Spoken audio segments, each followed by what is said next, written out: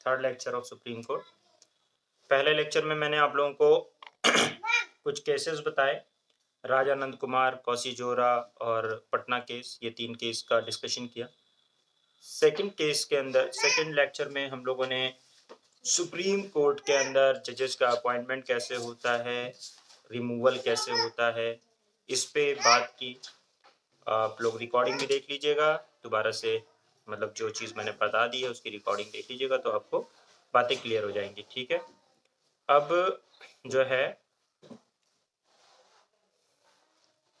हमारा third lecture आज है और देखते हैं आज हम लोग फिनिश कर पाते हैं या नहीं। कोशिश है कि मतलब फिनिश की तरफ पहुँचे, लेकिन हो सकता है ना भी हो पाए क्योंकि थोड़ा आराम से पढ़ाऊँगा इसको। तो आप लोगों को आज मैं जुरिस्डिक्शन पढ़ाने की कोशिश में हूँ कि आप लोगों को मैंने जजेस का अपॉइंटमेंट कैसे होता है, रिमूवल कैसे होता है और एक्टिंग जजेस कौन होते हैं, रिटायर्ड जज, वो बेसिक सी बात है, नाम से जाहिर है, वो मैंने बता दिया है। सुप्रीम कोर्ट का चीफ जस्टिस, उसका अपॉइंटमेंट कैसे होता है और लोगों का कैसे होता है, सीट कहाँ पे है सुप्रीम कोर्ट की, ये हमने बात कर ली है। अब उसकी जुरिस्डिक्शन के ऊपर बात आई है जो आज हम लोग चर्चा करने जा रहे हैं कि जुरिस्डिक्शन क्या है। तो लक्ष्मीकांत में आप लोग खोल लीजिए जुरिस्डिक्शन जो है सुप्रीम कोर्ट का, दैट वो आप खोल लें आप प्लीज। ये नदीम ने बड़ा अच्छा क्वेश्चन पूछा हुआ है, मैं इसकी वो भी कर ले रहा हूँ। नदीम ने ये पूछा है कि पुलिस जो है उसका बहुत सारा काम जो होता है वो जुडिशरी की तरह दिखता है, जुडिशियल, तो उसको जुडिशरी के अंदर क्यों नहीं रखा जाता, एग्जीक्यूटिव के अंदर क्यों रखा जाता है। तो इसके लिए बहुत अच्छा क्वेश्चन है, इंटरव्यू वगैरह में भी पूछा जा सकता है।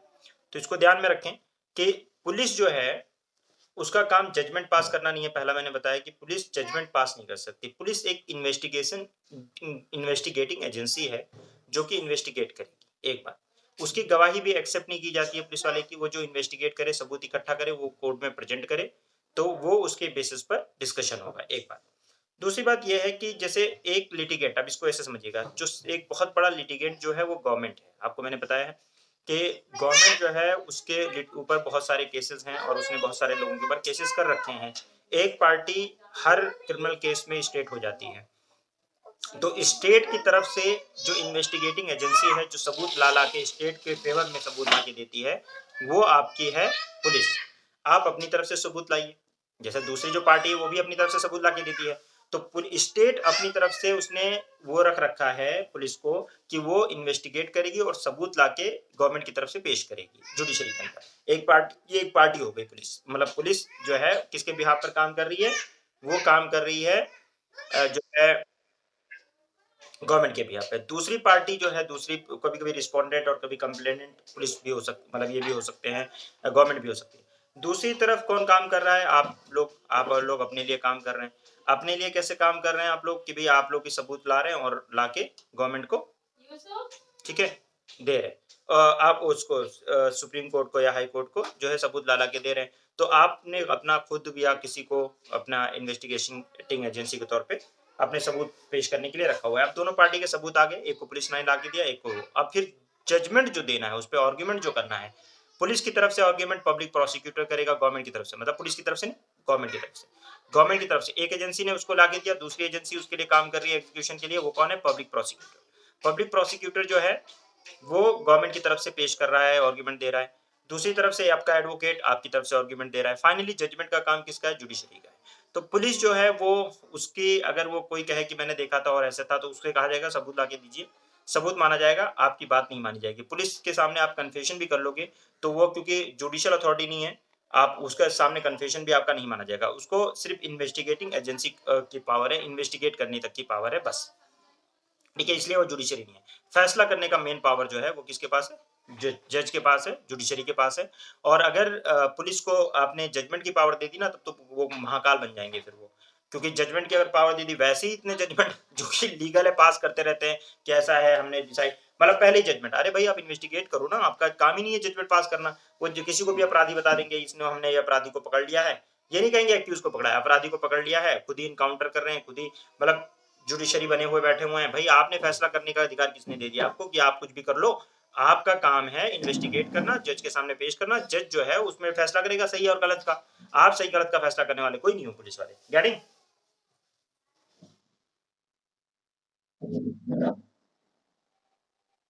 हाँ। हम्म।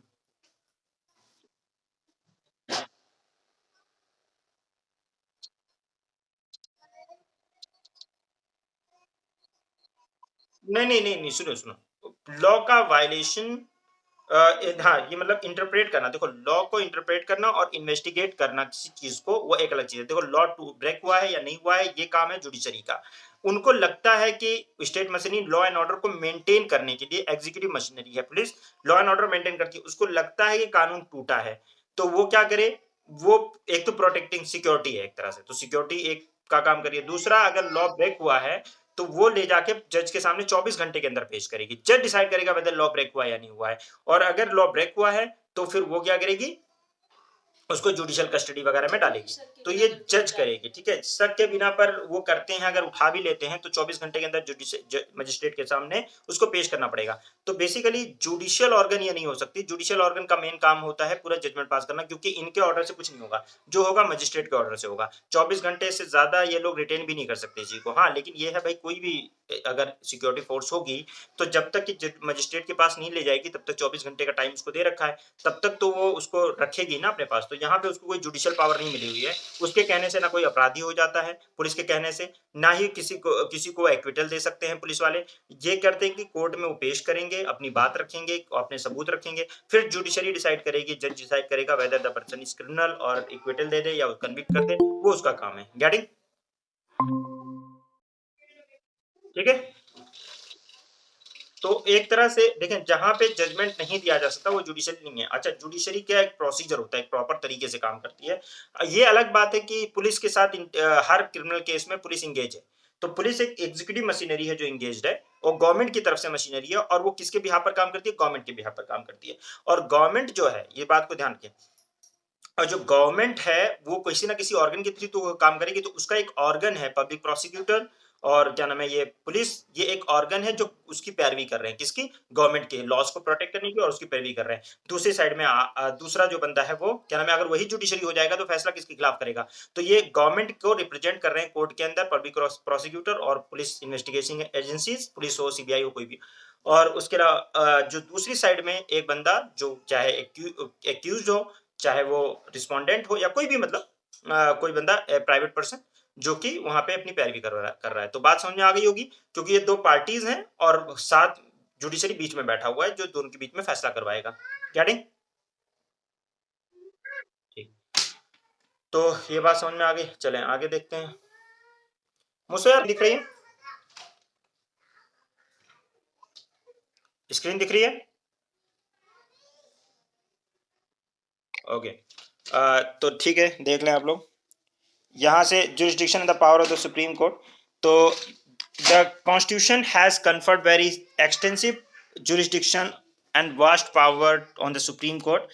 It is not only a federal court like American Supreme Court, but also a final court of appeal like British House of Lords, uh, upper house of the Parliament. It is also final interpreter and the guardian of the Constitution and guarantor of the fundamental right of the citizen. तो बहुत अच्छे से इस बहुत sentence दे रखा है, इसको आप मेंस में डाल सकते हो कि ये सिर्फ फेडरल कोर्ट की तरह नहीं है अमेरिका में, लेकिन इसके पास फाइनल कोर्ट है ऑफ अपील है, जैसे ब्रिटिश हाउस ऑफ लॉर्ड्स में, अपर हाउस में पहले अपील हुआ करता था।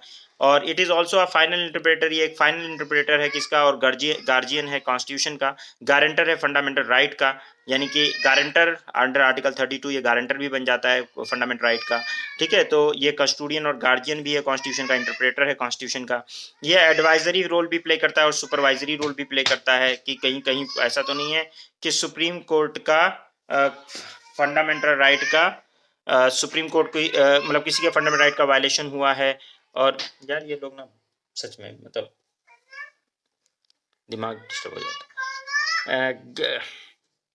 Fundamental advisory and the supervisory role दोनों है। एडवाइजरी रोल में क्या है कि मतलब गवर्नमेंट को एडवाइस करता है, सुपरवाइजरी मतलब सुपरविजन करता है गवर्नमेंट का की तरफ से। ये दोनों रोल ये प्ले करता है। तो इसमें यानी ये अलादी कृष्णा स्वामी अय्यर जो हैं, ये मेंबर ऑफ ड्राफ्टिंग कमेटी थे कॉन्स्टिट्यूशन के। उन्होंने कहा था कि supreme court of India is more powerful than the other supreme court of any part of the world. Supreme court of India जो है बहुत पावरफुल है एज वर्ल्ड के और सुप्रीम कोर्ट के मुकाबले में इसकी पावर बहुत ज़्यादा है। तो इसके पास जो ज्यूरिस्डिक्शन है, इसके पास जो ज्यूरिस्डिक्शन है वो एक तो ओरिजिनल ज्यूरिस्डिक्शन, दूसरा रिट ज्यूरिस्डिक्शन, तीसरा अपीलेट ज्यूरिस्डिक्शन, चौथा एडवाइजरी ज्यूरिस्डिक्शन, 5वां कोड ऑफ रिकॉर्ड, छठा पावर ऑफ जुडिशियल रिव्यू और 7वां अदर पावर्स की बात की गई है। इसमें मैं जो पॉइंट बता रहा हूँ, मार्क करवा रहा हूँ, उसको बहुत ध्यान से मार्क करिएगा। आपसे क्वेश्चन पूछा जा सकता है इसके ऊपर, और इसके ऊपर एक पॉइंट से एक मेंस का क्वेश्चन भी बन सकता है और एक जनरल क्वेश्चन भी जुरिस्डिक्शन के ऊपर बन सकता है। ठीक है, ओरिजिनल जुरिस्डिक्शन, पहले इसका मतलब समझ लीजिए। ठीक है, कि मतलब क्या होता है ओरिजिनल जुरिस्डिक्शन का। और है, ओरिजिनल जुरिस्डिक्शन का मतलब यह है कि आप डायरेक्टली सुप्रीम कोर्ट जा सकते हो। ठीक है ना, डायरेक्टली सुप्रीम कोर्ट किन किन केसेस में जा सकते हैं? क्या नाम है दरक्षा, पहले समझ लो। डायरेक्टली सुप्रीम कोर्ट आप जा सकती हो, मतलब कोई केस, आप मान लो कि मैंने आपकी प्रॉपर्टी छीन ली या 2-3 झापड़ आपको लगा दिए, तो आप डायरेक्टली सुप्रीम कोर्ट जा सकते हो क्या? हम्म, या तुम्हारा पैर तोड़, मान लो तुम्हारा पैर तोड़ गया, तो डायरेक्टली सुप्रीम कोर्ट जा सकते हो?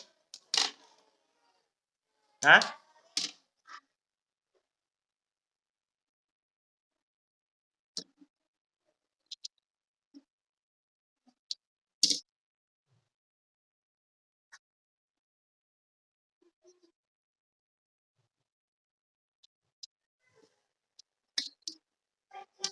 तो मतलब ये है कि इनका कहने का मतलब है कि इंडिविजुअल, हाँ, इंडिविजुअल इंसान ऐसे डायरेक्टली सुप्रीम कोर्ट में उठाया नहीं जा सकता है जब तक कि उसका कुछ ओरिजिनल जुरिस्डिक्शन होता है।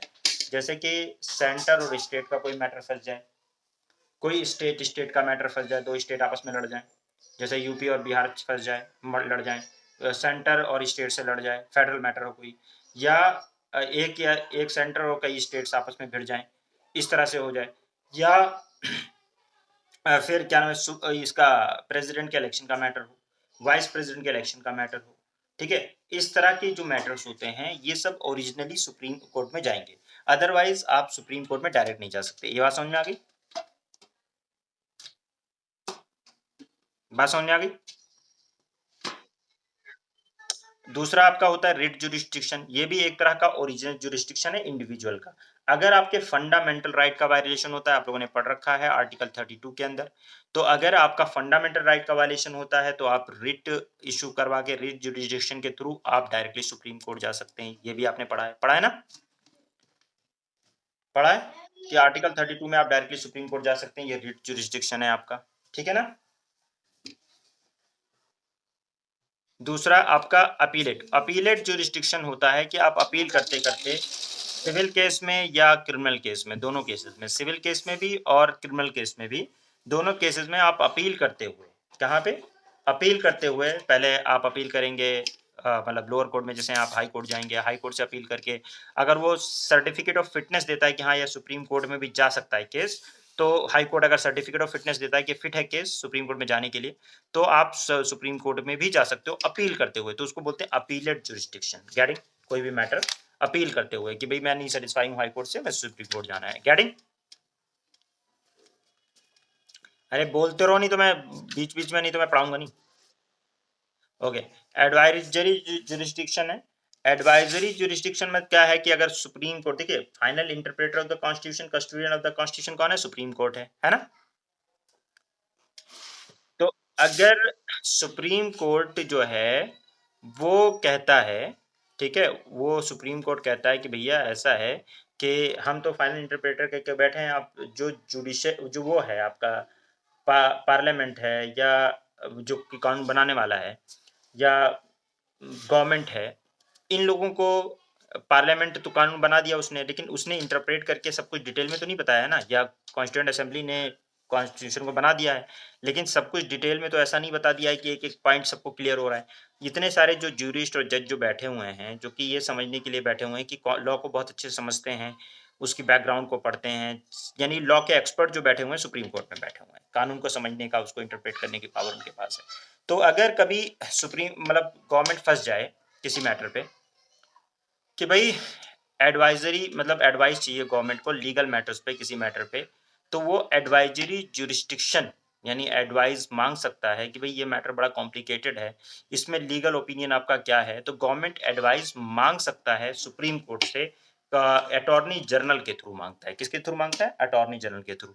और वो एडवाइस टेंडर कर सकता है सुप्रीम कोर्ट, लेकिन वो गवर्नमेंट के ऊपर बाइंडिंग नहीं होगी कि गवर्नमेंट उसको करे ही। और ये भी नहीं है कि सुप्रीम कोर्ट के ऊपर बाइंडिंग है कि वो क्या नाम है ओपिनियन दे ही। हो सकता है सुप्रीम कोर्ट मना कर दे कि मैं ओपिनियन नहीं दे रहा इस पे। ठीक है ना, गेटिंग?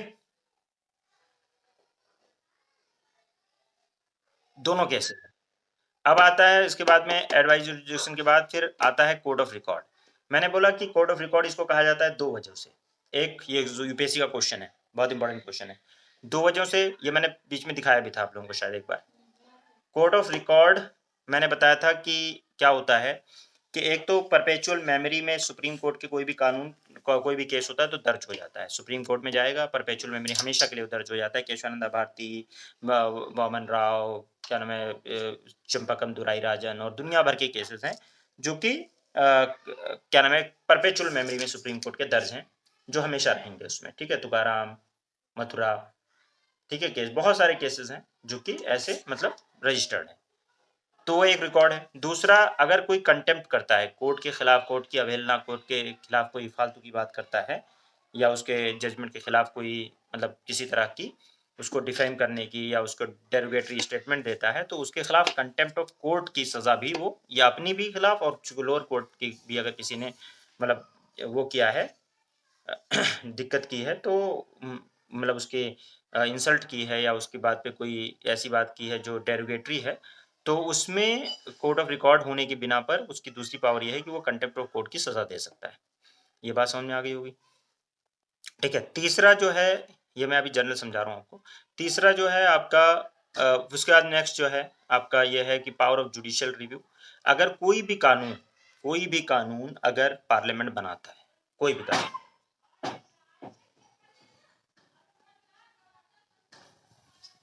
ठीक है, पावर ऑफ जुडिशियल रिव्यू ये है कि यार इन लोगों को हुआ क्या है हर बार।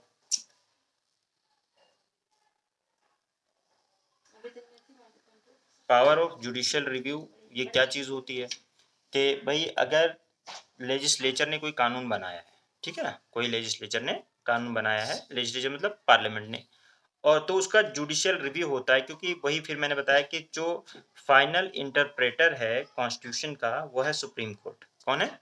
Supreme court. तो लॉ को समझने का जो ठीक से समझता है वो सुप्रीम कोर्ट समझता है, समझाता है।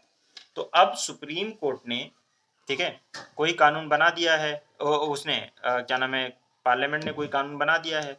अब वो कानून कहीं ऐसा तो नहीं है कि मतलब ऐसे ही बना दिया है कि अपने मन किया वो कानून बना दिया। ऐसा भी तो कर सकते हैं कि मन किया आज मेरा मन कर रहा है कि मैं ऐसा कानून बना दूं और कि सारी लड़कियों को फांसी दे दी जाए, या जितनी भी जो है ये 45 किलो से ऊपर की लड़कियां हैं सबको फांसी दे दी जाए, ऐसा कानून बना दिया। ठीक है, तो अब ये कानून कहाँ तक सही है कहाँ तक गलत है। इसी तरह से ये दिया जाए कि सारे जो है लोगों को, जो सारे जो मर्द हैं उनको, सब लोगों को जो है वो हाफ पैंट पहन के और एक डंडा लेकर चलना है, कोई ऐसा कानून बना दिया जाए इरेशनल तरीके का, कोई भी ऐसी चीज़ कर दी जाए, तो आप सुप्रीम कोर्ट कहेगा ना उसमें भाई ये कहीं ऐसा तो नहीं है ये कानून जो बनाया ये अपने ही मन से कुछ भी बना रहे हैं जो कि फंडामेंटल राइट का वायलेशन कर रहा है या कॉन्स्टिट्यूशन के किसी भी प्रोविजन का वायलेशन कर रहा है या कॉन्स्टिट्यूशन के खिलाफ है, या ऐसा तो नहीं कहीं स्टेट की लिस्ट में कोई था, जैसे कोई मैटर था एग्रीकल्चर का मैटर है और वो पावर है स्टेट की, सेंटर ने लॉ बना दिया है, सेंटर की पावर थी, स्टेट जबरदस्ती लॉ बना रहा है, मतलब डिफेंस का मैटर है वो सेंटर की लिस्ट में है, अब पता चला स्टेट उस पर कानून बना रहा है, तो ऐसे कानून को क्या वो मतलब सही तरीके से बनाया गया है, क्या बेसिक स्ट्रक्चर का कहीं वायलेशन तो नहीं कर रहा है, ये सारी बातें जो है वो चेक करता है सुप्रीम कोर्ट कि क्या कानून सही बना है। तो इसको बोलते हैं power of judicial review of the supreme court. क्या बात समझ में आ रही है? बहुत लेमन लैंग्वेज में समझाया है, समझ में तो आ रही है। ठीक है, तो यहाँ पे मैंने आपको ये सारी जितनी भी बातें हैं इसको मैंने एक बार समझा दिया, अब थोड़ा सा हम डिटेल में इसको पढ़ेंगे। फेडरल कोर्ट ओरिजिनल जुरिस्डिक्शन पे आ जाइए, डिटेल में देखिए। एज अ फेडरल कोर्ट, आवाज मेरी आ रही है सबको?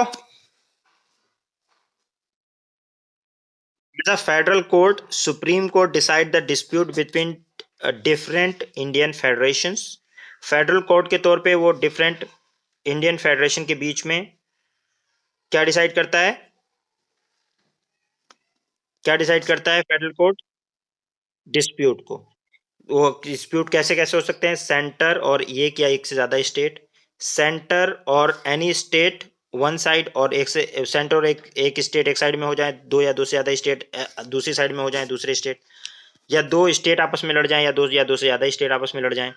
इसमें से कोई भी डिस्प्यूट होगा तो वो डायरेक्टली सुप्रीम कोर्ट उसको एड्रेस करेगा, देखेगा, ठीक है ना। ये ओरिजिनल जुरिस्डिक्शन होगा सुप्रीम कोर्ट का, ठीक है। बात समझ में आ रही है?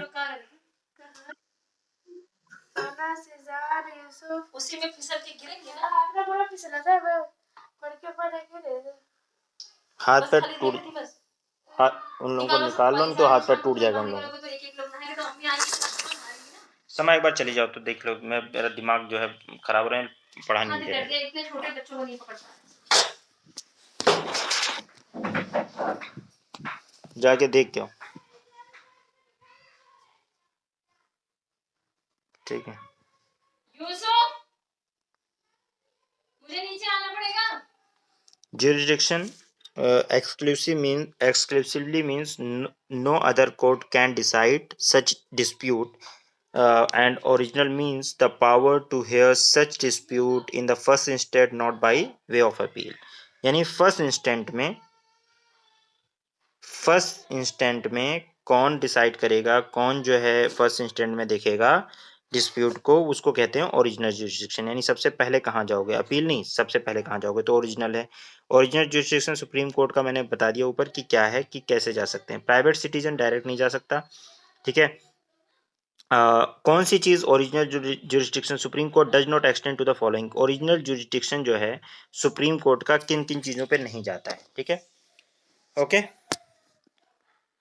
बस अगर प्राइवेट सिटीजन इंटरटेन सेंटर के खिलाफ कुछ करना चाहे या स्टेट के खिलाफ, तो उसको इंटरटेन नहीं करेगा जब तक कि वो लोअर कोर्ट से ही आए, तभी देखा जाएगा। और उसके अलावा जो है कुछ ऐसी भी चीज़ें हैं जैसे कि jurisdiction of the supreme court does not extend to the following. किस किस चीज़ पे जो है डिस्प्यूट सुप्रीम कोर्ट का ओरिजिनल जुरिस्डिक्शन नहीं जाता है। पहला देखें आप, dispute arising out of any pre-constitutional treaty, agreement, convention, engagement और सनद और अदर सिमिलर इंस्ट्रूमेंट। यानी कोई डिस्प्यूट जो प्री कॉन्स्टिट्यूशनल ट्रीटी हो, एग्रीमेंट हो, कोवेनेंट हो, या यानी कॉन्स्टिट्यूशन बनने से पहले, ठीक है। तो इसको ये इस तरह के सिमिलर जो वो होते हैं, क्या नाम है, डॉक्यूमेंट होते हैं, ये सुप्रीम कोर्ट का जुरिस्डिक्शन के ऊपर काम नहीं करता है। आप 8th एक्सप्लेनेशन देखें पीछे तो आपको दिखेगा कि pre constitution means which have been entered into the executed which has been entered into or executed before the commencement of the constitution which is continue in operation after such commencement। और आज भी वो operation में है। तो ऐसे कोई भी अगर मतलब होता है तो उसके लिए आप मतलब सुप्रीम कोर्ट उसको नहीं देखेगा। दूसरा है, a dispute arising out of any treaty, कोई ट्रीटी, कोई एग्रीमेंट जो कि which specifically provided and said that jurisdiction does not extend to such a dispute. अगर किसी एग्रीमेंट या कुछ ऐसा हुआ है जिसमें ये बोला गया है कि भाई ये मैटर, ये एग्रीमेंट जो है वो सुप्रीम कोर्ट आप India supreme court of India नहीं देखेगा, कोई और देखेगा, या मतलब किसी और कंट्री का सुप्रीम कोर्ट देखा है, इंटरनेशनल कोर्ट ऑफ जस्टिस देखेगा। अगर ऐसा कुछ एग्रीमेंट में है तो नहीं देखेगा। इंटर स्टेट वाटर डिस्प्यूट नहीं देखेगा, क्यों? अब तुम बोलो इंटर स्टेट आपस में लड़ रहे हैं वाटर के लिए, कावेरी वाटर के लिए, गोदावरी कृष्णा के लिए, तो क्या होगा, क्यों नहीं देखेगा ये? बिकॉज उसके लिए वाटर ट्रिब्यूनल बना हुआ है, उसके लिए रिवर बेसिन ट्रिब्यूनल बने हुए हैं, ठीक है ना। आप लोग अपना चैप्टर देखिए, चैप्टर खोलिए, क्या नाम है, इंटर स्टेट रिलेशन वाला चैप्टर, चैप्टर नंबर 12, 13 खोलिए जरा। वो जो इंटर स्टेट रिलेशन वाला चैप्टर है उससे पहले वाला चैप्टर देखिए, कौन सा 12 या 13 है, क्या चैप्टर नंबर क्या है? नहीं, फेडरल सिस्टम के बाद सेंट्रल स्टेट वाटर ट्रिब्यूनल वाला जो चैप्टर है, inter state water dispute, inter state relation 15वां चैप्टर, चैप्टर नंबर 15 देखिए आप लोग, चैप्टर नंबर 15 है, देख रहे हैं? इसके अंदर देखें ये जो लिखा हुआ है ना, Krishna water dispute tribunal, inter state water dispute tribunal, तो इसमें लिखा हुआ है, देखिए नेक्स्ट पेज पे 15.2 पे लिखा हुआ है Krishna water dispute tribunal, Godavari water dispute tribunal, Narmada water dispute tribunal. तो वाटर से इंटर स्टेट अगर वाटर डिस्प्यूट हो रहा है तो उसके लिए अलग से ट्रिब्यूनल्स बने होते हैं, इसलिए सुप्रीम कोर्ट उनको नहीं देखता है क्योंकि वो ट्रिब्यूनल डिसाइड करता है, ठीक है, गेटिंग?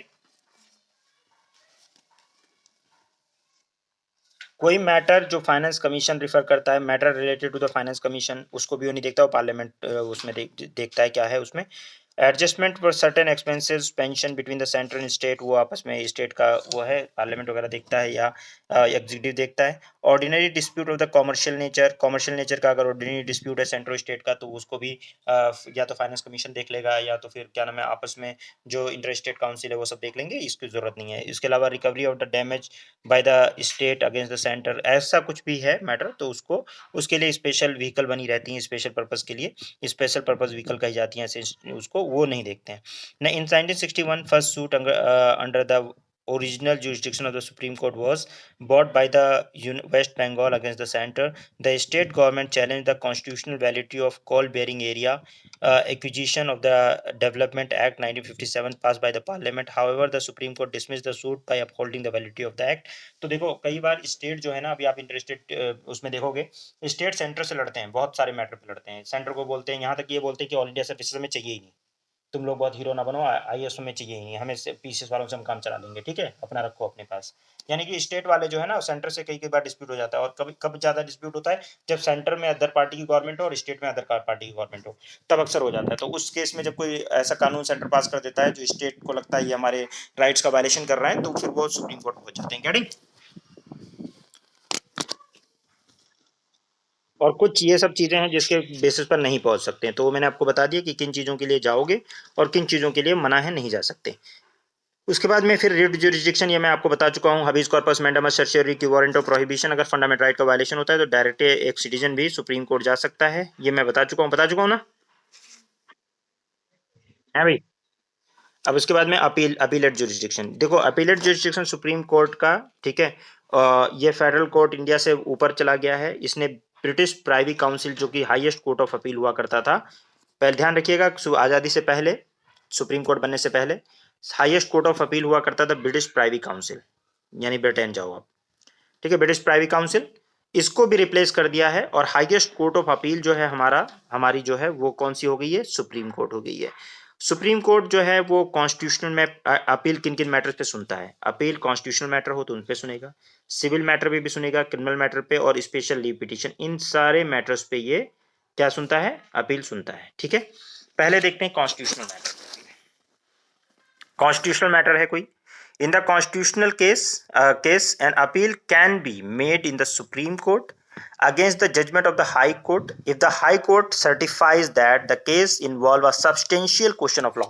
इस बात को मार्क कर लीजिए, रट्टा मार लीजिए, substantial question of law, mark कर लीजिए, substantial question of law।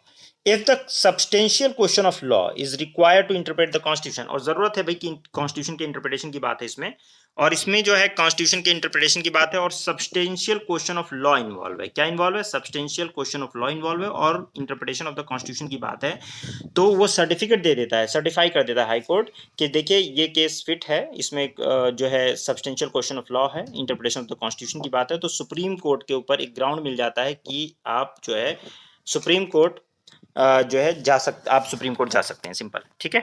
और क्योंकि सुप्रीम कोर्ट कोई भी मैटर कॉन्स्टिट्यूशन के इंटरप्रिटेशन का, तो फाइनल अथॉरिटी जो है वो सुप्रीम कोर्ट है, तो सुप्रीम कोर्ट आप जा सकते हैं, ये आपके पास पावर है इस किसमें, उसमें। लेकिन इसके लिए आपको सर्टिफिकेट हाई कोर्ट देगा, और सब्सटेंशियल क्वेश्चन ऑफ लॉ उसमें इन्वॉल्व होगा तब। ये बात समझ में आ गई। सब्सटेंशियल क्वेश्चन ऑफ लॉ का मतलब क्या होता है, इंपॉर्टेंट लॉ है, कोई कानून है जो कि जिसमें कुछ कानूनी दांवपेच है, तो उस केस में जा सकते हो। गेटिंग,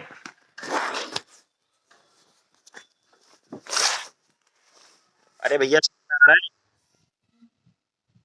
बोल दो यार, बोलो। सिविल मैटर देखें, सिविल मैटर के अंदर देखिए, एक अभी क्वेश्चन आया था रिसेंटली कि 20,000 से कम का मैटर सुप्रीम कोर्ट नहीं जा सकता है, ठीक है, ये अभी आया था, लेकिन ये क्वेश्चन ये गलत था, ये पीसीएस में पूछा हुआ था, ऐसा नहीं है। सिविल केस में ये पहले था, 1972 में इसको अमेंड कर दिया गया था, तो जिसने अमेंडमेंट नहीं पढ़ा होगा, किसी बूढ़े आदमी ने बना दिया था, और उसमें ऑप्शन भी दिया था 20,000, 10,000, 15,000, 18,000 ऐसा करके दिया था।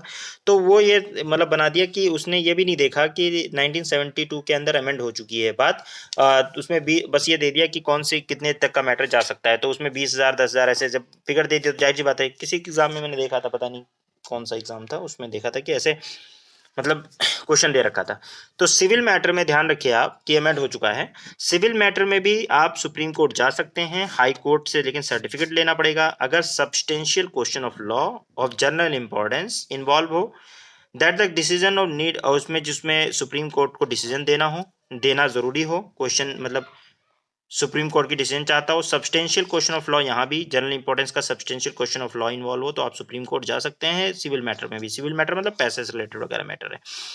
इसमें सिविल जो केस होता है, ठीक है, इसके अंदर पहले था, ओरिजिनली जब हुआ था तब ये था कि 20,000 से ज्यादा का जब कोई मैटर होगा, 20,000 रुपए से ज्यादा का, तभी आप अपील कर सकते हो सुप्रीम कोर्ट में। उससे कम का मैटर है तो अपील नहीं कर सकते। लेकिन ये जो मैंडेटरी लिमिट है इसको रिमूव कर दिया 30th कॉन्स्टिट्यूशनल अमेंडमेंट 1972 में। और इसमें क्यों रिमूव कर दिया गया इसको? क्योंकि सब्सटेंशियल क्वेश्चन ऑफ लॉ अगर इन्वॉल्व है तो पैसा मैटर नहीं करता है। सुप्रीम कोर्ट बेसिकली लॉ का इंटरप्रेटर है, ना कि पैसे से रिलेटेड वो है। तो उसमें यह कहा गया कि अगर सब्सटेंशियल क्वेश्चन ऑफ लॉ है और उसको सर्टिफिकेट मिल जाता है सबकी, ये सब्सटेंशियल क्वेश्चन ऑफ लॉ इसमें इन्वॉल्व है, जनरल इंपॉर्टेंस की बात है, तो इसको इंटरप्रेट करने के लिए सुप्रीम कोर्ट के पास जाना चाहिए। तो चाहे वो 1 रुपए का मैटर हो जाएगा। Getting?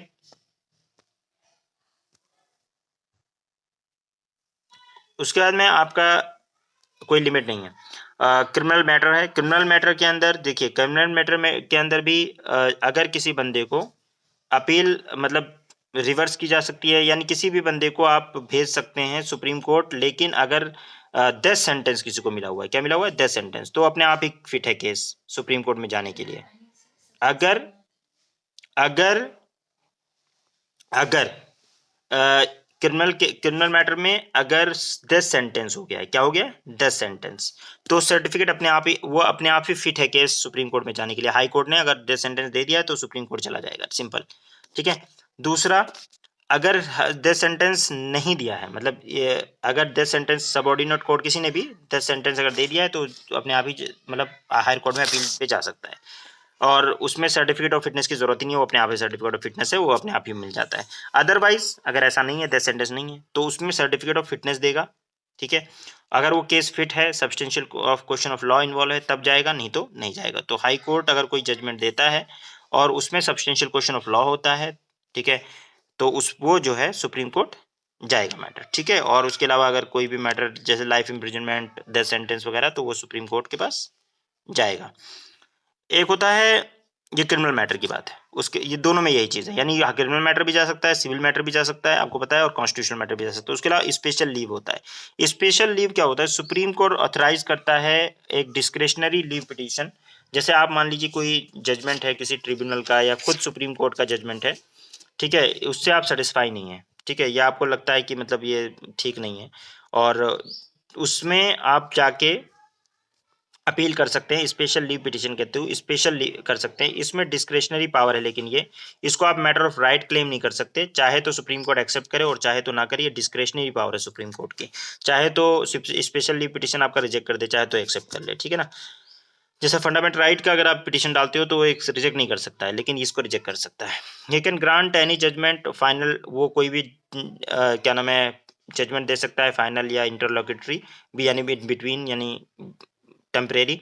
He can relate any matter, वो इट में रिलेट कोई भी मैटर। स्पेशल लीव पिटीशन जो है वो किसी भी तरह का मैटर हो सकता है, कॉन्स्टिट्यूशनल हो सकता है, सिविल हो सकता है, क्रिमिनल हो सकता है, इनकम टैक्स, लेबर, रेवेन्यू, कोई भी, एडवोकेट्स, किसी से भी रिलेटेड मैटर हो सकता है, स्पेशल लीव पिटीशन में जा सकता है। इनसे ये सारे मैटर हो सकते हैं, ठीक है। और it can grant against any court और tribunal, not necessary against the high court. ये कोई भी ट्रिब्यूनल हो सकता है, उसके खिलाफ आ सकते हो आप, किसी भी हाई कोर्ट के खिलाफ भी आ सकते हो, सिर्फ मिलिट्री कोर्ट के खिलाफ नहीं आ सकते। मिलिट्री कोर्ट का एक अलग प्रोसीजर होता है, मार्शल लॉ वगैरह का उनका कहानी है, तो वो एक अलग कहानी है। उसको, उसके अलावा जो भी कोर्ट है उसमें आप उसके खिलाफ आप जा सकते हो, ठीक है ना। ओके। तो सुप्रीम कोर्ट के पास अपनी बहुत सारी पावर हैं, बहुत सारी चीज़ें हैं। तो ये मैंने आपको बता दिया, प्लेनरी पावर है सुप्रीम कोर्ट की, और उसके अलावा अपील की पावर है, ओरिजिनल हो गया ये सारा। उसके बाद में एडवाइजरी जुरिस्डिक्शन आर्टिकल मैंने बताया, कौन सा आर्टिकल बताया है? 143। कौन सा आर्टिकल बताया है? 143। एडवाइजरी जुरिस्डिक्शन मैंने बताया है कि भाई इसमें प्रेसिडेंट ओपिनियन सीख कर सकता है सुप्रीम कोर्ट की किसी मैटर पे। अगर कोई मतलब देखो, कौन से मैटर पे? On any question of law और फैक्ट ऑफ पब्लिक इंपॉर्टेंस। अगर कोई क्वेश्चन ऑफ लॉ है या फैक्ट है, पब्लिक इंपॉर्टेंस का मैटर है, ठीक है, तो वह उसमें कर सकता है सीख। दूसरा, on any dispute arising out of the pre constitutional treaty, किसी प्री कॉन्स्टिट्यूशनल ट्रीटी एग्रीमेंट या इसमें है कुछ इस तरह का कोई मैटर है, तो वो केस जो ओरिजिनल में नहीं आता है वो यहाँ पे एडवाइजरी में आ जाएगा, ठीक है, क्योंकि इसके लिए वो एडवाइजरी जुरिडिक्शन मांग सकते हैं, लेकिन ओरिजिनली सुप्रीम कोर्ट नहीं जाया जा सकता, उन्होंने बता दिया है।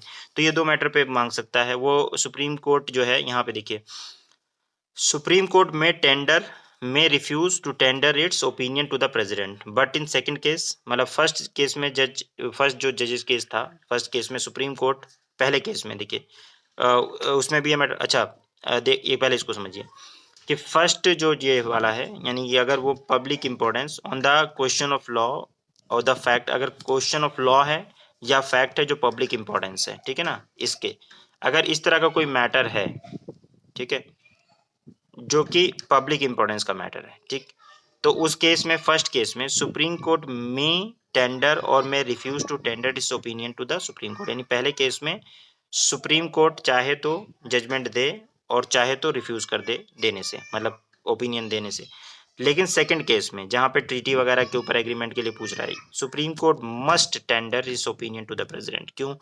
क्योंकि क्योंकि उसमें ओरिजिनल जुरिडिक्शन में जा नहीं सकते, तो एक ही रेमेडी है कि भाई अगर कोई मैटर है जो फंसा हुआ है, प्री कॉन्स्टिट्यूशनल मैटर है, तो फाइनल अगर उसने एडवाइस मांग ली है सुप्रीम कोर्ट उसने गवर्नमेंट ने, तो आपको देना ही पड़ेगा एडवाइस, आप अपना ओपिनियन दे दीजिए, बाकी फिर वो देखेंगे क्या करना है। लेकिन दोनों केसेस में in both the cases opinion expressed by supreme court is only advisory. दोनों केसेस में, चाहे पहले केस में एडवाइस मांगो चाहे सेकंड केस में, दोनों केसेस में सिर्फ एडवाइजरी है। ये क्या है? एडवाइजरी है and not the judgement pronounced. ये जुडिशियल प्रोनाउंसमेंट नहीं है, यानी एडवाइजरी है तो ये इसका मतलब एडवाइजरी है, जुडिशियल प्रोनाउंसमेंट नहीं है। अगर जुडिशियल प्रोनाउंसमेंट हो जाए तो इसका मतलब बाइंडिंग हो जाएगा, तो ये बाइंडिंग नहीं है, यानी ये सिर्फ एक एडवाइस है, that is not binding on the president, it is not binding on the president, ठीक है। ही मे फॉलो और मे नॉट फॉलो द, मतलब प्रेसिडेंट चाहे तो फॉलो करे और चाहे तो ना फॉलो करे, ठीक है। However facilities of the government to have authoritative legal opinion the matter to be decide by it. अभी तक जो है प्रेसिडेंट ने कई सारे मतलब रेफरेंसेस मांगे हैं, एडवाइस मांगे हैं और उनको मिला भी है, जैसे दिल्ली लॉ एक्ट 1951 है ना, दिया हुआ है कितनी, दिल्ली लॉ एक्ट 1951, केरला वाला, केरला में 58 के अंदर, बैरूबरी यूनियन के अंदर 1960 में, सी कस्टम वगैरह के ऊपर मांगा है, और इसी तरह से बहुत सारे केसेस मांगे हुए हैं, प्रेसिडेंट इलेक्शन वगैरह के ऊपर भी मांगा हुआ है, राम जन्मभूमि के ऊपर 1993 के अंदर मांगा हुआ है, ठीक है, राम जन्मभूमि 1993 में इसके ऊपर एडवाइस मांगा हुआ था, ठीक है। और इसी तरीके की 2G स्पेक्ट्रम वर्डिक्ट के ऊपर भी मांगा हुआ है, तो ये कई सारे उस पर एडवाइजरी जुरिस्डिक्शन जो है सुप्रीम कोर्ट ने मांगा हुआ है, कावेरी वाटर डिस्प्यूट पे, जम्मू कश्मीर के सेटलमेंट पे, इस तरह की चीज़ों पे एडवाइजरी जुरिस्डिक्शन मांगा हुआ है, ठीक है। समझ में आ गई बात? हाँ, तो उसके बाद में फिर आपका है code of record. Code of record में मैंने 2 बातें आपको बताई थी कि कोड ऑफ रिकॉर्ड का मतलब क्या है कि सारा कुछ जो है परपेचुअल मेमोरी में जाके जमा होगा, परपेचुअल मेमोरी और टेस्टिमनी में जमा होगा, ठीक है। आपका supreme court code of record इसलिए कहा जाता है। और उसके बाद में दे हैव क्या नाम है, ये है ना, मतलब सारे जितने भी प्रेसिडेंट्स हैं, जो कुछ भी है, सब कुछ लिखा हुआ है, सब कुछ कोड ऑफ रिकॉर्ड के तौर पे उसमें वो किया जाएगा। पहला बात तो ये हो गया। दूसरा ये है उसके पास पावर है, यानी कि इसमें 2 बातें हैं कोड ऑफ रिकॉर्ड के अंदर, मैंने बताया था कि पनिश कर सकता है कंटेम्प्ट ऑफ कोर्ट के, आइदर सिंपल इम्प्रिजनमेंट 6 महीने की दे दे, 2000 रुपये फाइन कर दे, या दोनों दे दे, ठीक है, ये इसको कंटेम्प्ट ऑफ कोर्ट की सजा हो सकती है। Supreme court has ruled that the power to punish contempt not only for itself, high court और सबऑर्डिनेट कोर्ट में भी आपने अगर कुछ कंटेम्प्ट किया है तो आपको सुप्रीम कोर्ट उसकी सजा दे सकता है। समझ में आ गई बात? कंटेम्प्ट का मतलब यह है कि आप मान लीजिए कोर्ट ने कोई आदेश दिया, आपने उसकी अवहेलना कर दी, बात ना मानना ही कंटेम्प्ट हो जाता है, ठीक है। सुप्रीम कोर्ट ने कहा ए, आप कर रहे हैं बी, आप कह रहे हैं ईस्ट में जाओ, आप जा रहे हैं वेस्ट में, तो हो गया कंटेम्प्ट, ठीक है।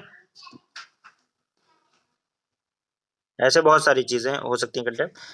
मतलब कोई पब्लिकेशन कर दिया आपने कोर्ट के खिलाफ, कोई कोर्ट ने कोई जजमेंट दिया उसके खिलाफ आपने कुछ बात कर दी है। एक होता है कि मतलब आपने लीगल पॉइंट ऑफ व्यू से कुछ बात रखी है, एक अलग चीज़ है, लीगल क्रिटिसिज्म, रीजनेबल क्रिटिसिज्म वो एक अलग चीज़ है। आपने डेरोगेटरी कुछ बातें करनी शुरू कर दी हैं, उसकी इंटेंशन पे सवाल उठाना शुरू कर दिया कोर्ट की किसी जजमेंट को लेकर, तो वहाँ पे फिर आपको कंटेम्प्ट हो सकता है। Getting? Power of judicial review में कि मैंने आपको बता दिया है कि कोई भी कानून बनेगा तो ये बेसिक स्ट्रक्चर है कॉन्स्टिट्यूशन का कि जुडिशियल रिव्यू उसका होगा। तो जुडिशियल रिव्यू में उसकी कॉन्स्टिट्यूशनल वैलिडिटी को देखा जाएगा कि क्या ये कानून कहीं ऐसा तो नहीं है कि सेंटर का स्टेट के मतलब स्टेट का मैटर था, इस पे सेंटर ने कानून बना दिया है, सेंटर का मैटर है स्टेट ने कानून बना दिया है, जो कि मेंशन है आर्टिकल 246 में। 246 आर्टिकल के अंदर मेंशन है कि कौन से मैटर जो है सेंटर के हैं, कौन से स्टेट के हैं, तो वहाँ आप देख सकते हैं इसको, आर्टिकल 246 में मेंशन है। उसके अलावा जो है आपका जो बेसिक स्ट्रक्चर फंडामेंटल राइट का कहीं वायलेशन तो नहीं हो रहा है आर्टिकल 13 के तहत, ये भी देखा जाएगा फंडामेंटल राइट का। और अगर कहीं कॉन्स्टिट्यूशन कोई और चाहे कॉन्स्टिट्यूशन में ही अमेंडमेंट करा गया है या कुछ भी, तो उसके अंदर अगर देखा जाएगा कि कहीं ऐसा तो नहीं है कि basic structure of constitution question अंदर भारतीय बेसिक स्ट्रक्चर का कहीं वायलेशन तो नहीं हो रहा है। तो समझ में आ गया होगा बात, ठीक है।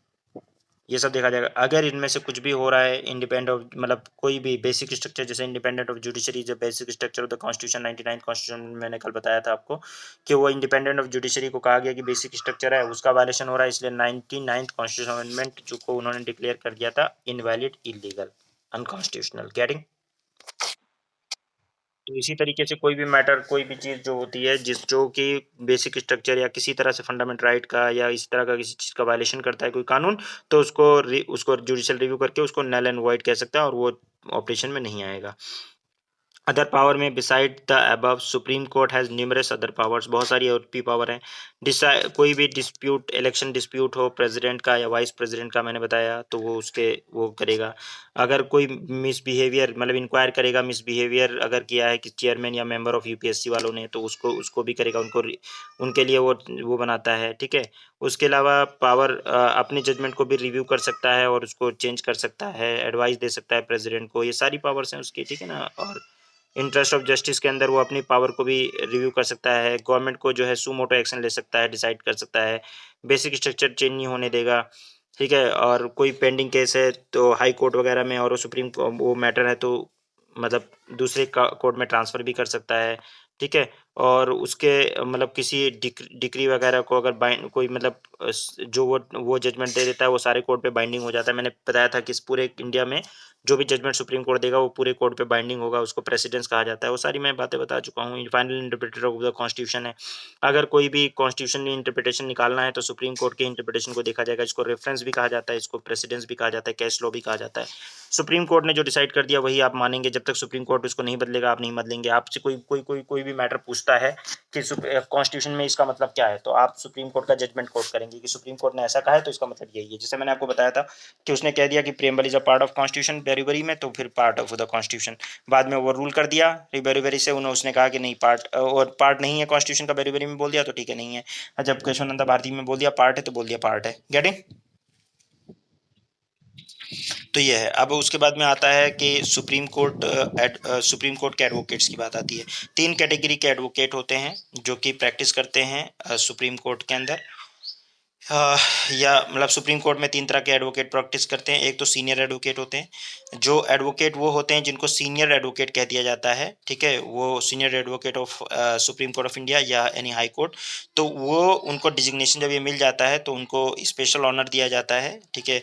और क्योंकि उनकी नॉलेज वगैरह के बेसिस पर और उनके एक्सपीरियंस के बेसिस पर उनको कहा जाता है, तो उनको ट्रेन करने के लिए कहा जाता है कि सीनियर जो एडवोकेट हैं वो मतलब उनको अपीयर होना है एडवोकेट ऑन रिकॉर्ड के साथ। किसके साथ? Advocate on record. Advocate on record कौन होता है? एक सुप्रीम कोर्ट का एडवोकेट ऑन रिकॉर्ड का एग्जाम होता है, ठीक है ना। कोई भी अपील अगर आपको करनी है सुप्रीम कोर्ट में या कुछ भी, तो एक एडवोकेट ऑन रिकॉर्ड जो होता है उसका 7 साल जब आपकी प्रैक्टिस हो जाती है, 5 साल प्रैक्टिस हो जाती है, 5 साल की प्रैक्टिस के बाद में आप जो है 5 ईयर्स ना, 5 ईयर की प्रैक्टिस के बाद में जो है आप एडवोकेट ऑन रिकॉर्ड के एग्ज़ाम के लिए आप इनरोल करवाते हो, ठीक है ना। और वो एग्ज़ाम अगर पास कर लेते हो तो आपको एडवोकेट ऑन रिकॉर्ड का सर्टिफिकेट मिल जाता है। जब आपको एडवोकेट ऑन रिकॉर्ड का सर्टिफिकेट मिल जाता है तो आप वैसे तो एडवोकेट होने पर जब आपका रजिस्ट्रेशन हो जाता है तो पूरी इंडिया में कहीं भी प्रैक्टिस कर सकते हो इंक्लूडिंग द सुप्रीम कोर्ट, ठीक है, कोई मना नहीं है।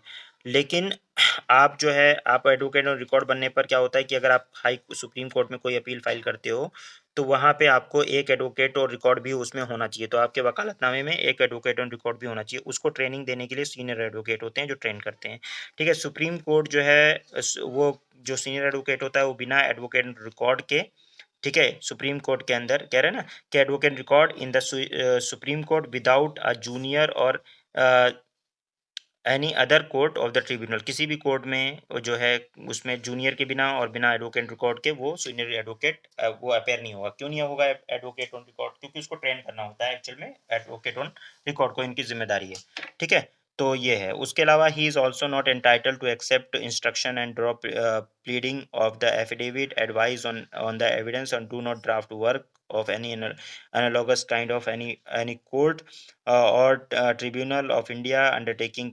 convincing work of any kind whosoever, but this prohibits shall not extend to the settlement of any such matter as aforesaid consultation with the junior।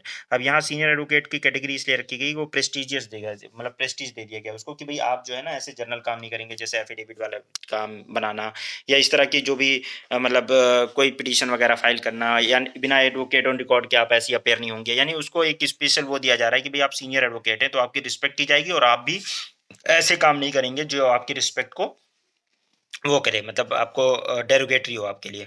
तो इसलिए मतलब आपको मतलब कुछ जूनियर्स को सिखाना है तो जूनियर एडवोकेट के बिना आप एंटर नहीं करेंगे कोर्ट में, मतलब जाएँगे नहीं, और एडवोकेट रिकॉर्ड आपके साथ होगा और ये सारी चीज़ें होंगी तब जाके। तो सीनियर एडवोकेट जिसको मिल जाता है वो मतलब कन्विंसिंग वगैरह का काम या ड्राफ्टिंग वगैरह काम, ये सब काम नहीं करता है। इस तरह के जो भी काम होते हैं एफिडेविट वगैरह ये सब सीनियर एडवोकेट नहीं करते हैं।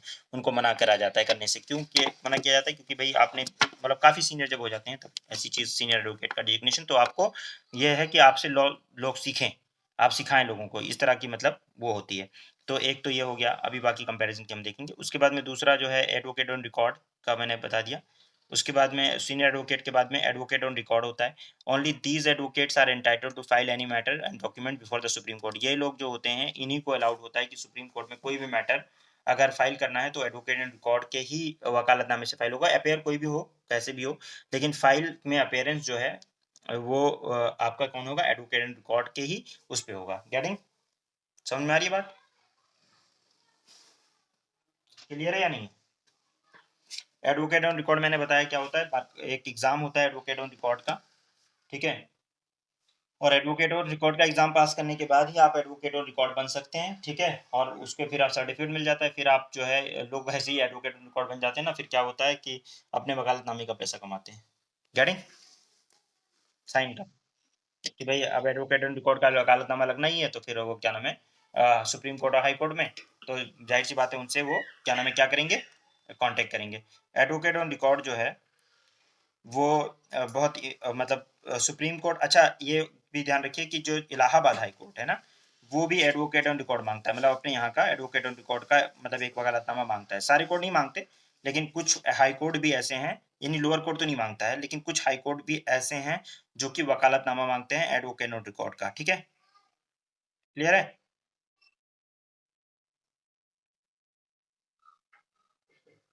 क्लियर है भाई?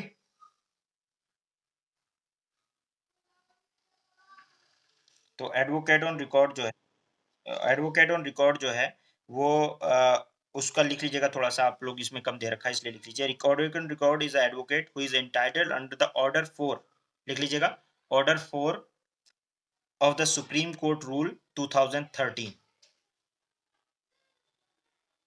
लिख लीजिए।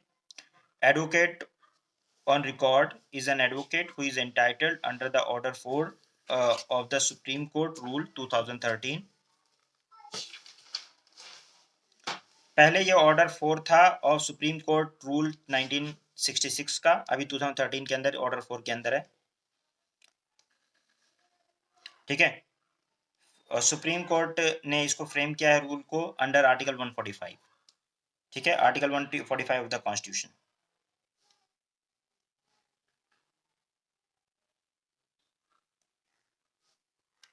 तो सुप्रीम कोर्ट में एडवोकेट ऑन रिकॉर्ड के ही नाम से फाइल किया जा सकता है। ठीक है ना?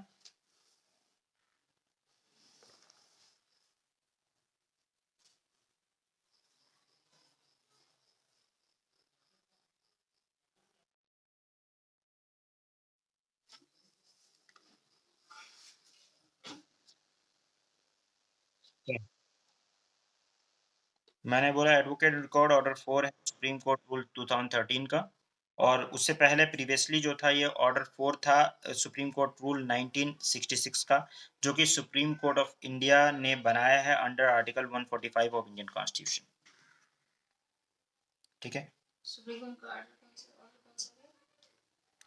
ऑर्डर 4 मतलब रोमन में लिखना है, हमेशा ध्यान रखिए। ऑर्डर 4 रोमन में लिखा जाता है, पता है ना। ऑर्डर 4,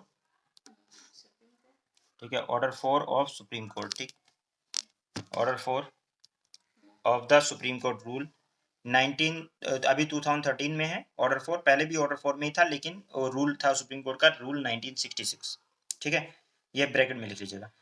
सुप्रीम कोर्ट ने अंडर वो आर्टिकल 145 बताया, और आप लोगों को पता होगा, सबको पता है कि आर्टिकल 145 क्या है। आर्टिकल 145 क्या है, बताया था आप लोगों को ना मैंने।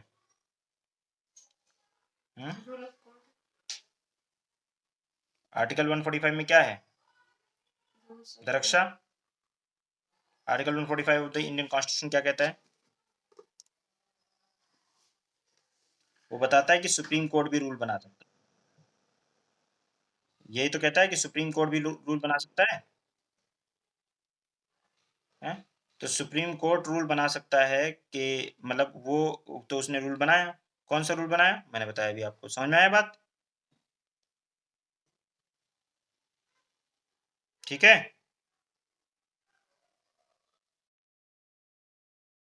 तो एडवोकेट ऑन रिकॉर्ड के बारे में ये बातें आप समझ लीजिए। और इसमें क्या होता है कि 5 साल की प्रैक्टिस होती है। 5 साल मतलब ऐसा होता है कि 4 साल तो आप प्रैक्टिस करेंगे, ठीक है ना, और 5वें साल यानी 4 साल तो आप regular as a advocate practice कर लिया आपने, 1 साल आप ट्रेनिंग पे रहेंगे, मतलब एक तरह से ट्रेंड सीनियर एडवोकेट वगैरह के अंडर में ट्रेनिंग करेंगे। उसके बाद में फिर आपको एडवोकेट ऑन रिकॉर्ड का वो दिया जाएगा। ये ऐसे नहीं है कि एडवोकेट रिकॉर्ड ऐसी हवा में बना दिया जाएगा, गेटिंग, यानी आपका पूरा मतलब इसकी क्वालिफिकेशन है प्रॉपर, कि आपको क्वालिफिकेशन क्या है कि आप पहले तो रजिस्टर हो, एज एडवोकेट रजिस्टर्ड हो, ठीक है ना, और उसके बाद में एडवोकेट रजिस्टर होने के बाद क्या करोगे, आप प्रैक्टिस करना चाहते हो एज एडवोकेट ऑन रिकॉर्ड, तो आपको सुप्रीम कोर्ट में एडिशनल क्वालिफिकेशन चाहिए, क्या, एडवोकेट को 4 साल तो प्रैक्टिस करना है एज एन एडवोकेट, और उसके बाद में फिर उसको सुप्रीम कोर्ट में, ठीक है, ट्रेनिंग लेना शुरू करनी है सीनियर एडवोकेट के साथ, ठीक है, सीनियर एडवोकेट ऑन रिकॉर्ड के साथ, मतलब एडवोकेट के साथ मतलब ट्रेनिंग लेनी है। अब वो ट्रेनिंग लेने के जब 1 साल पूरा हो जाएगा, यानी वो सर्टिफिकेट दे देगा, ठीक है, तो फिर वो जो है एडिशनल क्वालिफिकेशन में यह है कि 1 साल मतलब यानी 5 साल जब पूरा हो जाएगा पूरा, 4 साल उधर और 1 साल इधर, ठीक है ना, 1 साल जो है वो दिखना चाहिए सुप्रीम कोर्ट के अंदर, ठीक है। जब ये हो जाएगा, 1 साल की ट्रेनिंग पूरी हो जाएगी, उसके बाद फिर आप एग्जाम में अपेयर होगे, ठीक है, जो सुप्रीम कोर्ट खुद लेगा एग्जाम, और उसके बाद में अगर आप ये एग्जाम पास कर लेते हो, तो फिर आपका क्या नाम है, क्या हो जाएगा, आप एडवोकेट रिकॉर्ड बन जाओगे, ठीक है, ठीक। तो अगर आप एडवोकेट ऑन रिकॉर्ड बन जाते हो, तो आपको एक ऑफिस होना चाहिए 10 मील के अंडर में, 10 सुप्रीम कोर्ट के आसपास 10 मील के अंडर में एक ऑफिस होना चाहिए आपका, और सुप्रीम कोर्ट की बिल्डिंग के आसपास, और आपका रजिस्टर्ड क्लर्क होना चाहिए आपके पास, ठीक है, और ठीक है,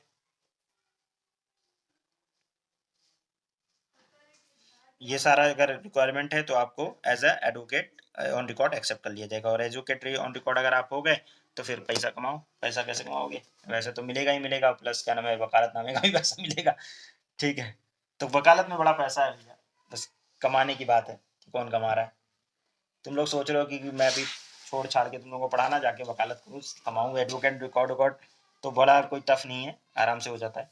तो मतलब आराम से मतलब जाके पैसा वैसा कमाऊँ, है कि नहीं। वकालत वकालत करूँ, क्या फ़ायदा है पढ़ा पढ़ा के, धीरे धीरे तुम लोग इंस्टॉलमेंट भी टाइम पे नहीं देते, कहना पड़ता है तुम लोगों से। क्या कहते हो, एडवोकेट रिकॉर्ड समझ में आया या नहीं आया, ये बताओ, आ गया,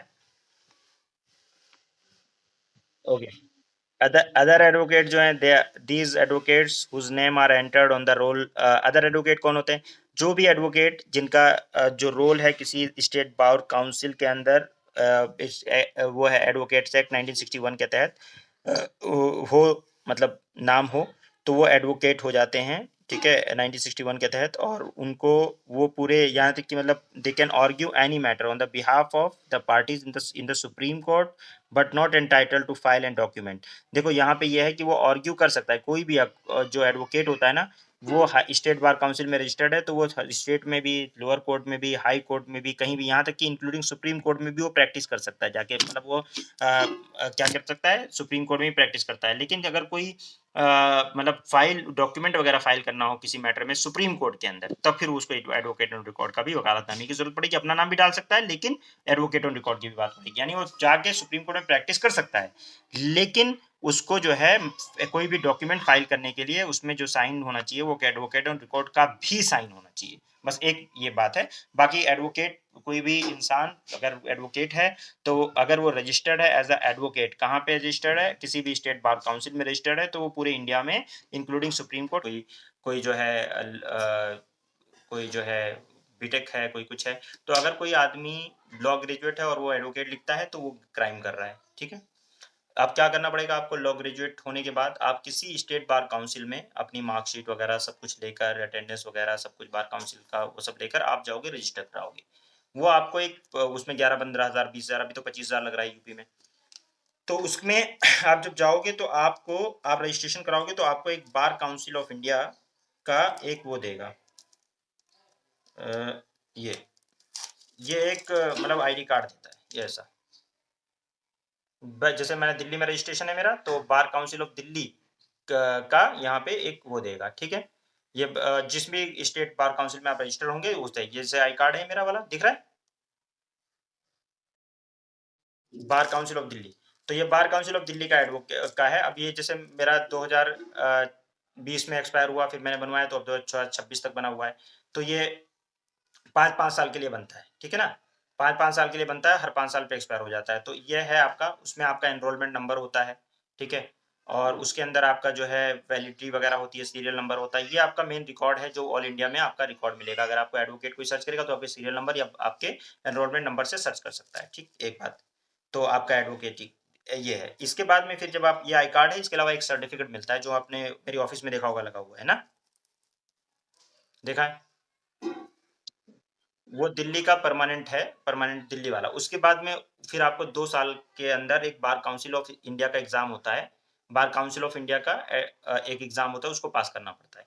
अगर आप बार काउंसिल ऑफ इंडिया का एग्ज़ाम पास कर लेते हो, क्वालीफाई कर जाते हो, तो फिर आपको एज़ अ एडवोकेट परमानेंटली 2 साल के अंदर, यानी 2 साल के अंदर आपको पास करना है, नहीं तो दोबारा से स्टेट बार काउंसिल में फिर ₹25,000 देकर रजिस्ट्रेशन कराना पड़ेगा। 2 साल के अंदर आपको स्टेट बार काउंसिल का एग्ज़ाम पास करना है। अगर आपने पास कर लिया एग्ज़ाम तो फिर आपको सर्टिफिकेट ऑफ प्रैक्टिस मिलता है, सीओपी मिलता है। सर्टिफिकेट ऑफ प्रैक्टिस जो मेरे उसमें लगा हुआ है, आपने ऑफिस में देखा होगा, सर्टिफिकेट ऑफ प्रैक्टिस जो बार काउंसिल ऑफ इंडिया की तरफ से है। सर्टिफिकेट ऑफ प्रैक्टिस मिलता है कि आप पूरे इंडिया में कहीं पे भी प्रैक्टिस कर सकते हैं, an advocate including supreme court. वो आपके ऑफिस में जाइएगा तो आपको मिल जाएगा, सर्टिफिकेट ऑफ प्रैक्टिस पे लिखा होगा, नाम वगैरह के साथ, रोल नंबर के साथ, कि आपने पास कर लिया और आप जो है क्या नाम है, एडवोकेट हो गए हैं। अब आप प्रॉपर एडवोकेट हैं। जब आपको सर्टिफिकेट ऑफ प्रैक्टिस मिल गया बार काउंसिल ऑफ इंडिया की तरफ से, तब आप सर्टिफाइड एडवोकेट सही मायने में माने जाएंगे। आपका एक एनरोलमेंट नंबर होगा, सीरियल नंबर होगा, और उसी से आप पहचाने जाएंगे और आप पूरे इंडिया में इंक्लूडिंग द सुप्रीम कोर्ट कहीं भी प्रैक्टिस कर सकते हैं। उसके अलावा आप चाहें तो हाई कोर्ट में या किसी स्टेट कोर्ट में आप मेंबर बन सकते हैं। जैसे ये है हमारा, देखिए, साकेत बार एसोसिएशन के अंदर के में ये मैंने मेंबरशिप ले रखी है। ऐसी तरह हाई कोर्ट की मेंबरशिप आप ले लीजिए, किसी भी की मेंबरशिप। उससे मेंबरशिप लेने से क्या फ़ायदा होता है? मेंबरशिप लेने से ये फ़ायदा होता है कि आप उस कोर्ट के वोटर भी बन जाते हैं और उसमें जो भी फंक्शन वगैरह होता है, चैम्बर वगैरह अलॉट होता है, तो वो आपको मिल जाता है। ये कोई मतलब ज़रूरी नहीं है, लेकिन आप करते हैं और इसका एक्सपीरियंस काउंट होता है। ठीक है, तो एक तो ये हो गया।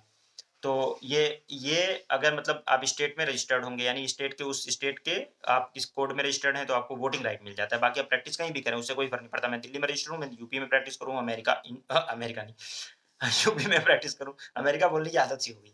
तो यूपी में प्रैक्टिस करूँ, बिहार में प्रैक्टिस करूँ, कहीं पे भी हाई कोर्ट, मुंबई कहीं भी जाके प्रैक्टिस कर सकता हूँ, सुप्रीम कोर्ट में कर सकता हूँ, चाहे मैं किसी भी, लेकिन एक स्टेट में कहीं पे भी आपको रजिस्टर होना पड़ेगा। और ज़्यादातर लोग दिल्ली में रजिस्टर होते हैं। रजिस्टर क्यों दिल्ली में होते हैं आपको पता है, मैंने बताया एडवोकेट्स का हेवन है दिल्ली, तो हर कोई दिल्ली में रजिस्टर होना चाहता है। क्यों? क्योंकि उसमें लोअर कोर्ट भी हैं, हाई कोर्ट भी हैं, सुप्रीम कोर्ट में भी है। ठीक है, और धौंस भी रहता है, आदमी लोअर, कहीं दिल्ली का बंदा पहुँच गया तो कहेगा यार ये बंदा वहाँ से आया है। ठीक है ना, कहीं भी पहुँच जाए किसी भी स्टेट में, तो एक थोड़ा-सा वैल्यू रहती है। तो मतलब ऐसा कुछ नहीं, बस थोड़ा-सा धौंस रहता है, अदरवाइज़ किसी भी स्टेट में आप रजिस्टर हो जाओ, कोई फ़र्क नहीं पड़ता। और दिल्ली में बस ये है कि आपका एक्सपोज़र ज़्यादा अच्छा मिलता है, आप हाई कोर्ट, सुप्रीम कोर्ट दोनों मिलता है। तो ये आपका एडवोकेसी का मैंने आपको बताया कि एडवोकेट कौन होते हैं। तो advocate bar council of India का जब तक आप एग्ज़ाम पास नहीं करोगे, तब तक आपको एडवोकेट मतलब सही मायने में नहीं माना जाएगा। परमानेंट परमानेंट एडवोकेट आप तभी हैं जब बार काउंसिल ऑफ इंडिया का एग्जाम 2010 के बाद, उससे पहले के एडवोकेट्स का होता ही नहीं था, तो बात ही खत्म थी। लेकिन उसके बाद में जो एडवोकेट्स हैं उन लोगों को सबको पास करना पड़ेगा, जैसे मेडिकल काउंसिल ऑफ इंडिया का एग्जाम होता है, इसी तरह बार काउंसिल ऑफ इंडिया का एग्जाम होता है, आपको मेडिकल प्रैक्टिशनर के तौर पे होगा तो करना होगा। तो बहुत से लोग फेल होते हैं हर साल, 20 से 30 हजार लोग जो ऐसे फर्जी डिग्री लेकर इधर उधर से होते हैं ना, 20 से 30 हजार लोग फेल हो जाते हैं हर साल, नहीं पास कर पाते बार काउंसिल ऑफ इंडिया का एग्जाम। थोड़ा टफ करते जा रहे हैं धीरे धीरे, पहले थोड़ा इजी था फिर अभी टफ करने लगे हैं। तो बार काउंसिल ऑफ इंडिया का एग्जाम 2 बार होता है और साल में, तो उसको पास करना ज़रूरी है। तो ये हो गया एडवोकेटों की बात कि एडवोकेट हैं आप, और फिर आप एडवोकेट हो जाते हैं तो फिर आप जो है जुडिशरी का भी एग्ज़ाम लिख सकते हैं, लोअर जुडिशरी, हायर जुडिशरी, और उसके अलावा फिर आप 10 साल की प्रैक्टिस होगी तो आप हाई कोर्ट, सुप्रीम कोर्ट में भी जज के तौर पे आप एलिजिबल हो जाते हैं उसके लिए, बनने के लिए। तो ये सारी चीज़ें हैं, और एडवोकेट की कोई रिटायरमेंट एज नहीं होती। बार काउंसिल ऑफ इंडिया में रजिस्टर्ड होते हैं, एडवोकेट को स्पेशल प्रिविलेज भी दिया जाता है बहुत सारी जगहों पे, और एक नोबल प्रोफेशन है, ये माना जाता है कि आप न्याय दिलाने के लिए बैठे हैं, तो आप जो है कोई एडवर्टाइजमेंट वगैरह ऐसा सच आप नहीं कर सकते अपने केसेस का। और इसके अलावा कोई नहीं है, पहले जो था कि अटॉर्नी होते थे, सॉलिसिटर होते थे, एडवोकेट होते थे, वकील होते थे, लॉयर होते थे, सब एक ही एडवोकेट एक्ट 1961 के तहत जितने लोग रजिस्टर्ड हैं, इसमें लिखा हुआ है ना, एडवोकेट एक्ट 1961 के तहत ये रजिस्टर्ड है, ठीक है। तो जो भी रजिस्टर्ड हैं एडवोकेट एक्ट 1961 के तहत, वो सब लोग जो हैं ये इसमें लिखा हुआ है, देखिए स्टैट्यूटरी, ये एडवोकेट एक्ट 1961 यहाँ पे लिखा हुआ है, ठीक है ना। एडवोकेट एक्ट 1961 के तहत जितने भी लोग रजिस्टर्ड हैं वो सब एडवोकेट हैं, उसमें कोई मतलब एक ही कैटेगरी रख दी गई है, एडवोकेट, ना आप कोई वकील, एडवोकेट, और सब senior advocate and advocate on record, और बाकी सब नॉर्मल एडवोकेट। तो सब एडवोकेट ही हैं, एक ही कैटेगरी है, अब कोई कैटेगरी नहीं है। अंग्रेजों के टाइम पर कैटेगरी हुआ करती थी। जो इंडियंस के लिए जो हिंदी इंडियन होते थे, वो बेसिकली उनको वकील कहा जाता था, जो लोअर कोर्ट मुंसिफ कोर्ट्स में प्रैक्टिस करते थे उनको वकील कहते थे। जो इंग्लैंड और अमेरिका से पढ़ के आते थे उनको बैरिस्टर कहा जाता था। इंग्लैंड एंड आयरलैंड से पढ़ के आते थे, ऐसी जगहों से पढ़ के आते थे मतलब यूरोप में, तो उनको बैरिस्टर कहते थे। आज भी बैरिस्टर उनको कहा जाता है जो वहाँ से पढ़ के आते हैं, जबकि कैटेगरी कोई नहीं है इंडिया में, बैरिस्टर वकील सब सेम है, ठीक है। वो वहाँ से पढ़ के आते थे तो उनको बैरिस्टर कहते थे, और लेकिन अब कोई कैटेगरी नहीं है, ध्यान रखिए। अब एडवोकेट एक्ट 1961 ने सबको एक नॉमेनक्लेचर दिया, एडवोकेट, दैट्स इट, ठीक है। सब पहले एडवोकेट है, उसके बाद फिर आप एडवोकेट ऑन रिकॉर्ड और सीनियर एडवोकेट बन सकते हो, उसके अलावा कुछ नहीं। सॉलिसिटर भी पहले कहते थे, सॉलिसिटर होते थे, और अटॉर्नी होते थे। तो अटॉर्नी वगैरह जो होते थे, जैसे गांधी जी वगैरह अटॉर्नी लिखते, तो अटॉर्नी जो होते थे वो बेसिकली ग्रुप वगैरह में जब काम करते थे, सॉलिसिटर उनके साथ होते थे तो अटॉर्नी लिखते थे। लेकिन ऐसा कुछ कैटेगरी अब नहीं, अटॉर्नी, एडवोकेट, सॉलिसिटर, आपका क्या नाम है, प्रोसिक्यूटर, और उसके अलावा जो है एडवोकेट, ये सब सेम कैटेगरी। हाँ, बस पब्लिक प्रोसिक्यूटर जो होता है वो गवर्नमेंट की तरफ से एडवोकेट होता है, बस ये कहा जाता है।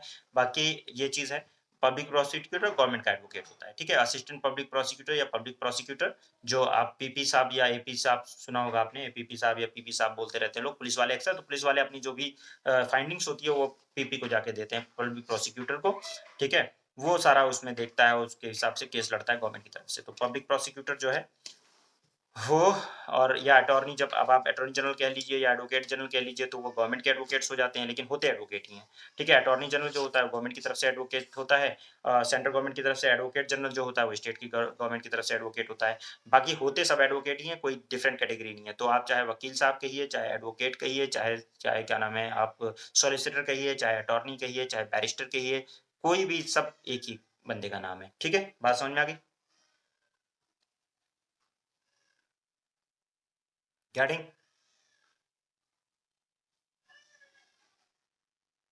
ठीक।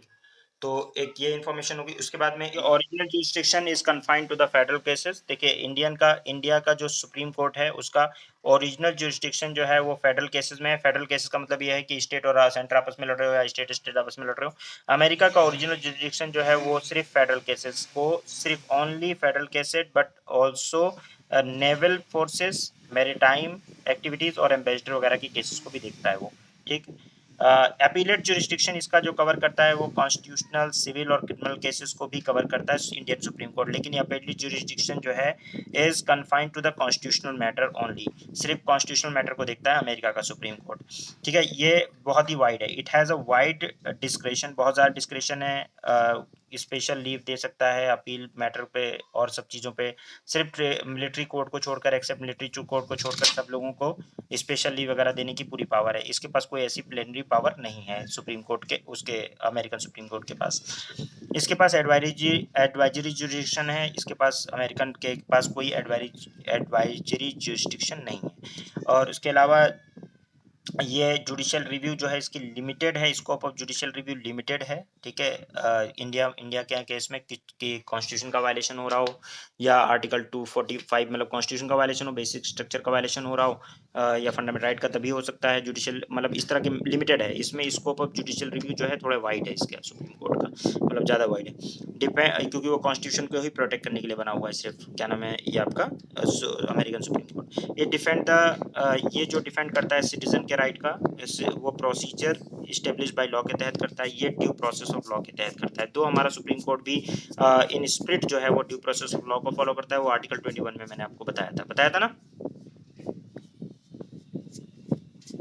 Due process of law procedure establish by law, याद है?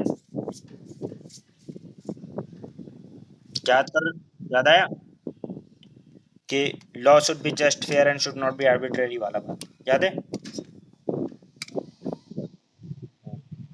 मेनिका गांधी केस से पहले, वेरी गुड। तो in jurisdiction of the power can be enlarge by the parliament, इसकी jurisdiction of power parliament enlarge कर सकता है। इसकी जुरिस्डिक्शन एंड पावर जो है लिमिटेड है and conferred by the constitution, इसको एनलार्ज नहीं कर सकता है वो।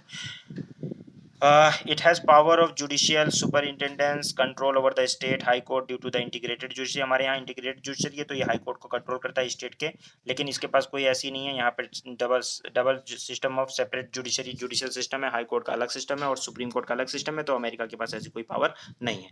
तो आई होप कि बात समझ में आ गया होगा। अब चैप्टर में एक आर्टिकल मार्क कर लीजिए जो इंपॉर्टेंट है, आर्टिकल 124 वेरी इंपॉर्टेंट, ओके। बाकी ये दोनों अनकॉन्स्टिट्यूशनल हो गए तो इनको याद करने की जरूरत नहीं है। 124 ए एंड बी, कहानी खत्म। एन बी एन सी, ये कहानी खत्म है इसकी, क्योंकि इसमें कुछ नहीं है, अनकॉन्स्टिट्यूशनल कह दिया गया है। Appointment of the acting chief justice, ये भी कोई इंपॉर्टेंट नहीं रह गया है अब, ठीक है, तो इसकी जरूरत नहीं है, ठीक है। Appointment of acting chief justice या एडहॉक जजेस मतलब ज़्यादा इंपॉर्टेंट नहीं है, ठीक है ना। इसके supreme court code of record है, ये बहुत इंपॉर्टेंट है, इसको ध्यान रखें। 129, ठीक है। 130 सीट ऑफ सुप्रीम कोर्ट, हाँ दिल्ली में होगा तो बात क्लियर है। ओरिजिनल 131 इंपॉर्टेंट, ठीक है। 131 इंपॉर्टेंट, 131 एक रिपील्ड हो गया है, कहानी खत्म है। अपीलेट 132, अपीलेट जुरिस्डिक्शन 132, ठीक है। सिविल मैटर में क्या नाम है 133, क्रिमिनल मैटर के अंदर 134, ये सब इंपॉर्टेंट है। 134 में क्या नाम है क्रिमिनल मैटर पे, याद रखें। Certificate of appeal to the supreme court 134A, ठीक है, okay. jurisdiction of the power of federal court under the existing law and exercisable by the supreme court, ज़्यादा important नहीं। 136 very very important, 137 very important, special leave. और इसके अलावा जो है review the judgement, 136 and 137 बहुत बहुत बहुत इंपॉर्टेंट, 2-3 बार लगा लो, वेरी वेरी इंपॉर्टेंट, ठीक है, ओके। उसके बाद में फिर आपका जो है ट्रांसफर ऑफ सर्टेन केसेस के लिए 139A भी थोड़ा सा देख लेना, ज़्यादा नहीं। Law declare by the supreme court binding on all the court, 141 is important, 141 is very very important, 142 is important, 143 is very important, ठीक है। Power of the president to consult, इसके ऊपर क्वेश्चन आता रहता है। Civil and judicial authority at of the supreme court, बहुत ज़्यादा important नहीं है।